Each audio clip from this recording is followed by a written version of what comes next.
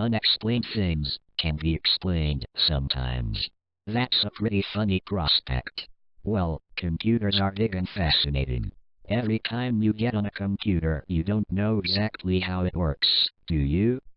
At least, I don't. One of the more fascinating things with computers, though, are called genetic algorithms. It looks big, but basically genetic algorithms simulate evolution to solve problems. You can easily find simulations on the internet. Now, in really old computers, sometimes strings of code go errant. A computer glitch. Rarely, glitches intertwine with each other and create something new. This is called an emergent property. For example, you can describe the behavior of a single ant, but this says nothing about the colony. You can explain a neuron of a human brain, but this does not answer the questions of consciousness. On some prized computers, there are programs that hackers call ghosts in the machine. Programs that have become genetic algorithms, with no purpose, with fascinating results. It could take in files from your computer and copy them and use them. It could read files together to create completely new ones. After a few generations, your original files are completely different from the result.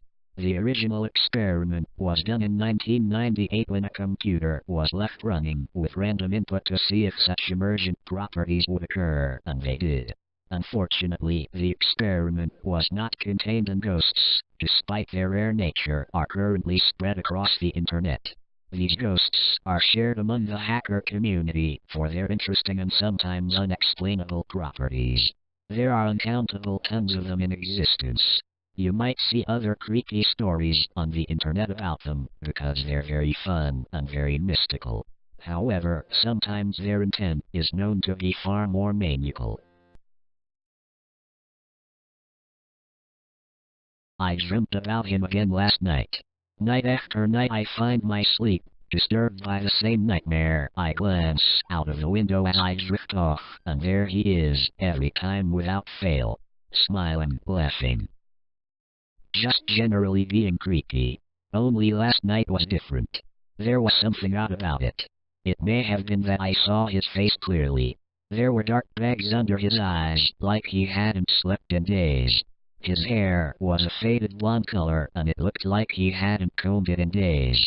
He was pale, deathly pale, like nothing I'd ever seen before.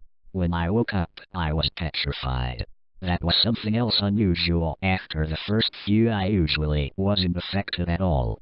Sometimes it was quite funny. Imagine what the silhouette could actually be. I'm sure some physics work will take my mind off of it. I remembered something else. The human brain is incapable of creating faces, that is, everybody you see in a dream is someone you've seen in real life. Sometimes, if you don't know somebody's face, you see a different person. The funny part is you know who it is, even if they are totally different. The downside is, I must have seen this guy before. Somewhere, even if it was just a glimpse of him. I had an error nightmare last night. He didn't smile or laugh, he just glared at me. Once, he even opened his mouth to talk. Something was up with him. I don't know what, though. He spoke. A chilling, deep, suppressed sound, but I know what he said. At least, I knew what he said in my dreams. I'm sure it was something about who he really was. Strangely, this is the first time I've forgotten something that happened in one of these dreams. In comparison, I couldn't remember my girlfriend's birthday, or a single word of the multiple lectures I'd attended at university. I know one thing though, I'm getting closer to the truth. I know what he said. A single word, repeated over and over again. Look. Look. Look. When it came to an abrupt end and I entered reality, or what I thought was reality, at least, I immediately glanced around the room. Nothing obvious was there until I saw it. Standing, looking me straight in the eyes, but not through a window. Through a mirror. There were dark bags under his eyes, like he hadn't slept in days. His hair was a faded blonde color, and it looked like he hadn't combed it in days. He was pale, deathly pale, like nothing I'd ever seen before. Bloody hell. No wonder my girlfriend dumped me.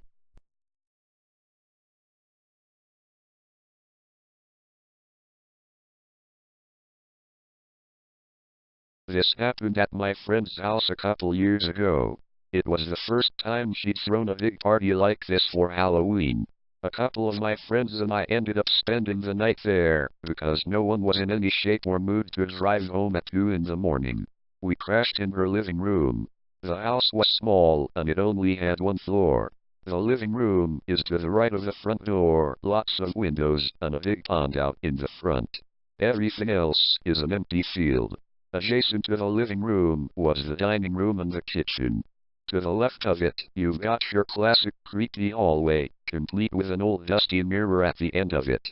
There were about 7 of us total, sitting in the living room, when all of a sudden, my friend stopped, claiming she heard a noise. So, she and another one of the guests went down the hall to have a look as the rest of us continued to doze off. That was, until they came running out, shutting the curtains and turning off as many lights as they could. They urged us to do the same. We shut all the curtains and turned off every light in the house save for a couple of flashlights. That's when our lovely hostess started handing out steak and butcher knives for protection. At this point, the rest of us just wanted to understand just what the fuck got them so upset. Apparently, they'd gotten halfway down the hallway when one of them noticed a movement in the corner of her eye. She looked into the office, the first door on the right which faced the front of the house. There was a handprint on the window. This would only seem a little odd, but the handprint was on the outside of the window and had never been there before. Mind you, this was a small house. We were partying all over the place. Someone had to have been outside in the last 10 or 20 minutes to make it. The only other problem was that the window in question was elevated 2 meters off from the floor. As far as I'm concerned, no one at the party was 2.5 meters tall. By now, all of us were thoroughly freaked out about the fresh handprint. Except for me. Me, being oddly disinterested in freaky shit, went outside to see the handprint. That's when I realized how tall you actually had to be to make a handprint at the top of the window like that. I figured no one else had noticed yet. Besides, scaring people who are holding steak knives is a stupid idea. I went back in to check on everyone. They'd considered calling the cops, but the house wasn't made with a working landline, causing the reception to go to shit.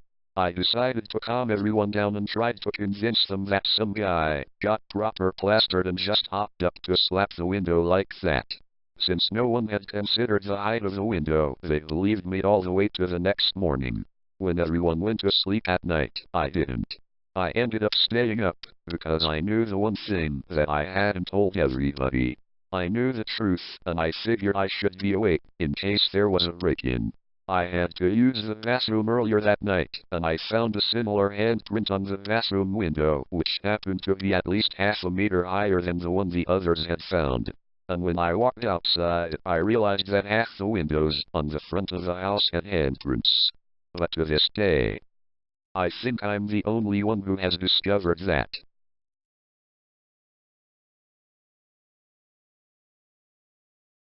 It's a sticky, humid evening as the sun sets below the trees. The dusk clouds are deep blue, starkly contrasting with the eremic remnants of the day. The forest would bear thin and emaciated trees, struggling to even keep themselves upright. It would otherwise be a mighty sight between the vast verdant flora and the terraces that divide them on either side, dipping into rivers below. Stars begin to poke through breaks in the clouds like tiny pinholes, but the moon waits patiently to arrive. It's rather peaceful in spite of shortcomings the humidity provides. Birds sing their bedtime songs just as owls are singing their children awake. It is this transient time of day that is more placid than the first beacons of sunrise or the wholesome rays of midday. But this time of day is all the more dangerous because of how alluring it is. Looking past the quiet ambience of the wind, past the avian chirping, one might just be able to hear heavy, hot exhales breathing down their neck. Turning around would be fruitless, it's already gone. But the entrance of the forest, it's right there. The trees droop heavily in an arch, inviting a lonely soul inside. Now the breathing returns. Hotter. Deeper. Wordless, it still manages to convey the personification of nature's absolute ambiguity. It doesn't care if you live or die. For millions and millions of years, nature has sat quietly at the extinction of entire species, both by natural causes and at the discretion of human interference. This doesn't mean nature always keeps itself reserved. All natural disasters have no other culprit, but we as humans can't point fingers. It's our regretful ignorance that builds slowly both in the clouds and the deep roots of the earth. To humans, what we can't see can't be sentient. But this forest serves no purpose other than to contradict that in its teachings. It represents the sickly innocence of nature, displaying an artifice of weakness at this very exact time and place more deceivingly than the fastest sleight of hand. To turn around at this point reveals nothing. Not nothing in the sense of a physical being, nor does it end the breathing. It's a complete absence of light, like being swallowed by the emptiness of the world. The sound turns to hisses on both sides of the brush, it's deafening. The treetops swell and close shut like swollen wounds. Deeper inside, the spaces between the timbers fuse together into a thick fortress of a canopy, completely enclosing the space. The passage slowly becomes thinner and thinner, eventually creating a path that no human can fit through, like our continuous ignorance amassing until it is irreversible. The hisses are replaced by deep, guttural, top-of-the-lung screaming. And then, there is nothing. Silence. Nothing around, and nothing inside. There is nothing left of this forest. Walls become sharp and grating, their corners inverting inward towards the room's center in points of mangled and ugly wood. An end seems imminent, but the jagged points halt suddenly. To die now would be a waste of an opportunity to see what could be. The ceiling illuminates brightly in deep, indigo shades, like that of the sky. It's a black, dead night on the outside now, but time inside the forest is indefinitely hyperbolic. The pungent smell of blossoming cherry trees seeps into the scene. The ceiling arrays, in brilliant colors, all capable of being produced by a real sky, and it's absolutely bewildering. The beauty of 1,000 sunsets selflessly presented, for all of one person. Seasons rapidly change on the canvas, ranging from blistering summer suns to the desolate overcast of winter. Perhaps if we could see past ignorance of nature, we would all be freed of the temptation forced upon us by the opportunity cost of development over the preservation of our true creator. But it is hopeless. We are doomed by the fault of our manufactured human nature. True nature will forever plot and enact the eradication of its biggest mistake, humans. And as those wooden corners burst apart and spear through the flesh and bone of the unfortunate, a cool wind passes over their being. The wind that signifies a new beginning, that the end of our seemingly trivial lives are actually the most important part of our existence. It brings room for something new, something impactful. A cluster of splinters explode in the chest cavity, the heart ceasing function, while simultaneously releasing a great wave of fresh blood. This blood is incorporated into the ceiling sky, bringing on scarlet tints to a new beginning, a new day. That very next morning, the same sunrise is there for all to see, brandishing a particularly brilliant orange.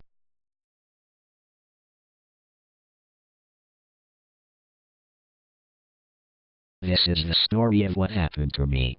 Whether it was a dream or not, it was a night that I won't forget.